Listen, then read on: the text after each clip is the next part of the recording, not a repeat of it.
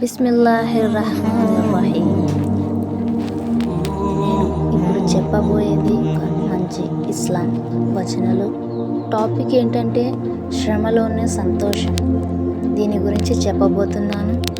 మానవ జీవితంలో శ్రమకు చాలా ప్రాధాన్యత ఉంది.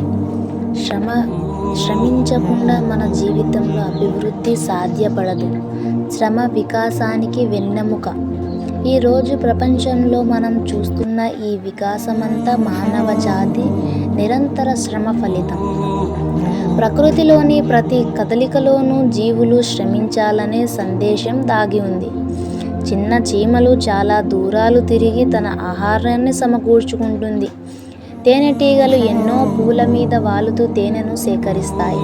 అటువంటి చిన్న జీవులను ఆదర్శంగా తీసుకొని మానవులు ఎల్లప్పుడూ శ్రమించాలి. కష్టపడి పనిచేసేవాడు ఎన్నటికీ ఓడిపోరు. విజయం వారి పాదాలను తాకుతుంది.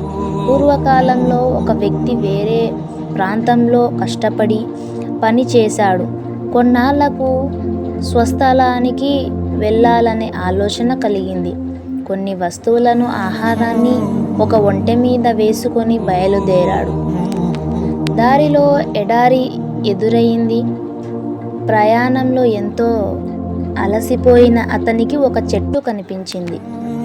దాని కింద విశ్రమించని అతను నిద్రలోకి జారిపోయాడు. కొద్దిసేపటికి కళ్ళు తెరిచి చూస్తే ఒంటె కనిపించలేదు. అతని ఆహారం వస్తువులు ఆ ఒంటె మీదే ఉండడంతో దానికోసం వెతుకుతూ ఎడారంతా తిరగడం మొదలుపెట్టాడు. ఎక్కడ ఒంటె కనిపించలేదు.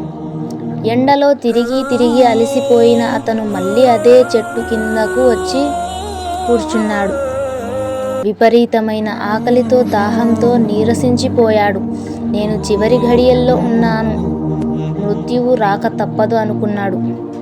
అల్లాను ప్రార్థిస్తూ, నేను కష్టపడి పనిచేశాను, నీతిగా సంపాదించాను, ఎవరిని మోసం చెయ్యలేదు. ఇప్పుడు నా మరణం సమీపించింది. నా అంతిమ సంస్కారాల కోసం ఎవరినైనా పంపించు అని సాష్టాంగపడ్డాడు. కొద్దిసేపటికి అతను లేచి చూస్తే ఎదురుగా సామానుతో సహా ఒంటె నిలబడి ఉంది. అతను సంతోషంతో దైవానికి కృతజ్ఞతలు తెలుపుకున్నాడు. కష్టపడే వారి సంపాదన ఎన్నటికీ వృధా పోదు. అల్లా దాన్ని రక్షిస్తాడు. కష్టం చేసి సంపాదించే వాణ్ణి ఆయన ఎక్కువగా ప్రేమిస్తాడు. ఒకసారి దైవ ప్రవక్త ముహమ్మద్ సల్లల్లాహు అలైహి వసల్లం దగ్గరకు ఒక వ్యక్తి వచ్చాడు. నా దగ్గర తినడానికి ఏమీ లేదు, ఏదైనా ఉంటే సహాయం చెయ్యండి అని అడిగాడు.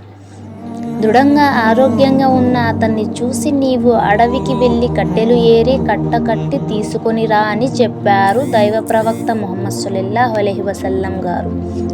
ఆ వ్యక్తి అడవికి పోయి కట్టెలు కొట్టి తెచ్చాడు. వీటిని నువ్వు బజారులో అమ్ము, వచ్చిన డబ్బుతో ఒక గొడ్డలి కొనుక్కో, రోజు అడవికి వెళ్ళి కట్టెలు కొట్టి వాటిని అమ్ముకో, నీ భార్య పిల్లలను పోషించు. దీనివల్ల కష్టపడే తత్వం నీలో ఏర్పడుతుంది. డబ్బు విలువ, జీవితం విలువ తెలుస్తాయి.